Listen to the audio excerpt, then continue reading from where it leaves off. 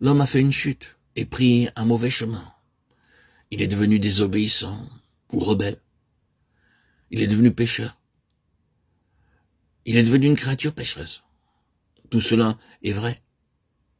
Mais ce n'est pas toute la vérité. Ce n'est pas que l'homme soit simplement sur un mauvais chemin et qu'il ait besoin d'être ramené ou remis sur la bonne voie. Ce n'est pas non plus qu'il soit la victime d'un mauvais tempérament ou qu'il ait fui pour se libérer d'une loi, suivre ses caprices, se détacher de ce qu'il y a de meilleur en lui. Le retour de l'homme à Dieu et à la vocation et à la destinée que Dieu a voulu pour lui n'est pas seulement le transfert de ses intérêts d'une direction, le moi, le péché, le monde, dans une autre, Dieu, le bien et le ciel. Lorsque Christ, en parlant de l'enfant prodigue, employait ces mots étant rentré en lui-même, il ne voulut pas dire simplement que, s'étant souvenu d'un autre chemin, il ait voulu y retourner. Non, les Écritures nous révèlent avec une évidence très claire que le salut est quelque chose d'infiniment plus radical que cela.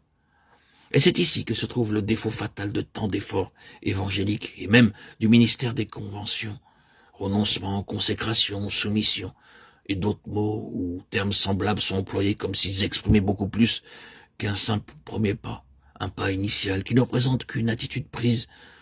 Dieu ne veut pas, et la Bible n'enseigne pas, que le vieil homme lui soit consacré. Non, le vieil homme doit être crucifié, et non pas consacré.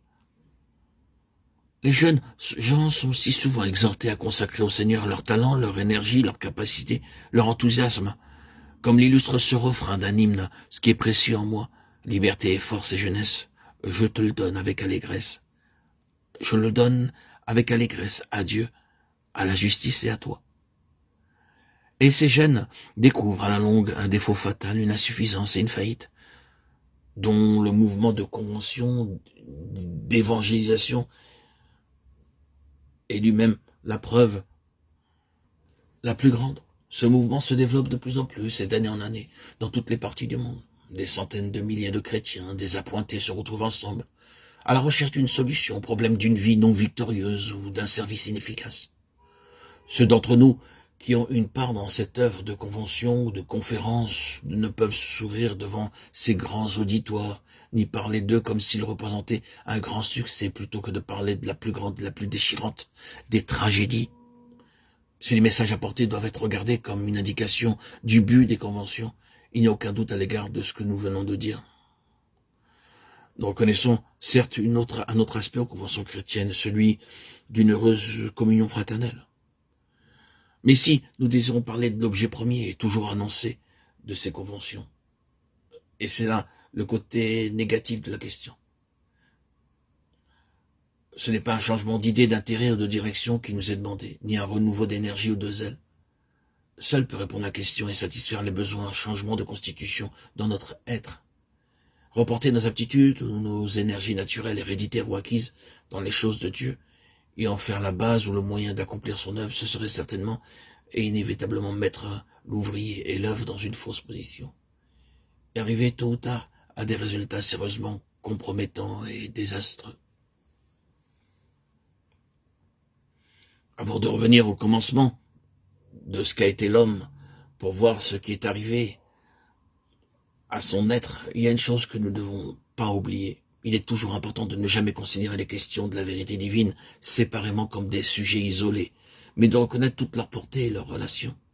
La vérité est un tout. Il n'y a pas de pluriel dans les Écritures pour le mot vérité. Il n'y a pas les vérités, mais il y a des aspects de la vérité. Et aucun de ces aspects ne peut être isolé. Il est essentiel d'observer le commencement et l'issue suprême de chaque phase de la vérité. Il faut ensuite nous souvenir définitivement que dans les Écritures, la vérité est progressive.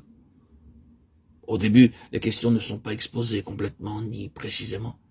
Elles laissent pressentir quelque chose de plus. Ce n'est que lorsque nous approchons de la fin que nous trouvons des déclarations plus complètes, à la lumière desquelles il nous faut considérer tout ce qui avait précédé. Prenons par exemple la doctrine de la Trinité divine. Ce n'est en réalité pas avant le temps de Christ qu'elle nous est définitivement et pleinement révélée, comme dans l'évangile de Jean, chapitre 14 à 16. Et ce ne sera pas avant la venue du Saint-Esprit qu'elle sera comme connue en expérience. Il en est de même du sujet qui est devant nous. La nature ou l'être de l'homme en tant qu'esprit, âme et corps ne nous est pas définitivement exposé avant que nous soyons dans le Nouveau Testament. Mais il y a beaucoup d'allusions et même de déclarations fragmentaires qui ont été faites à ce sujet de tout temps.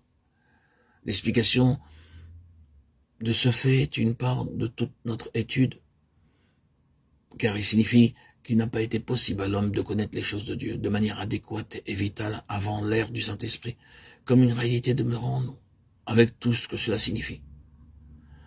C'est donc vain de faire de la Bible un livre de texte ou un manuel de sujets à étudier comme tel. Car maintenant, avec toute la révélation du Nouveau Testament, nous pouvons remonter jusqu'au commencement. Lorsqu'éclairés par le Saint-Esprit, nous voyons réellement l'homme, Jésus-Christ, et lorsque nous comprenons ce qu'est vraiment un enfant de Dieu dans le Nouveau Testament. Nous voyons deux choses. Tout d'abord, ce qu'est l'homme pour Dieu depuis le commencement, et ensuite le changement fondamental que représente un homme vraiment né de nouveau. Quant à sa constitution, nous verrons qu'il est esprit, âme et corps. Mais dire cela, ce n'est dire que la moitié de la question. Ce ne représente que les parties dont se compose l'homme. L'autre moitié de la question est ce qui représente l'ordre et la fonction. Ce fut dans le renversement de cet ordre que la fonction fut atteinte fatalement et que l'homme devint autre que ce que Dieu avait voulu pour lui.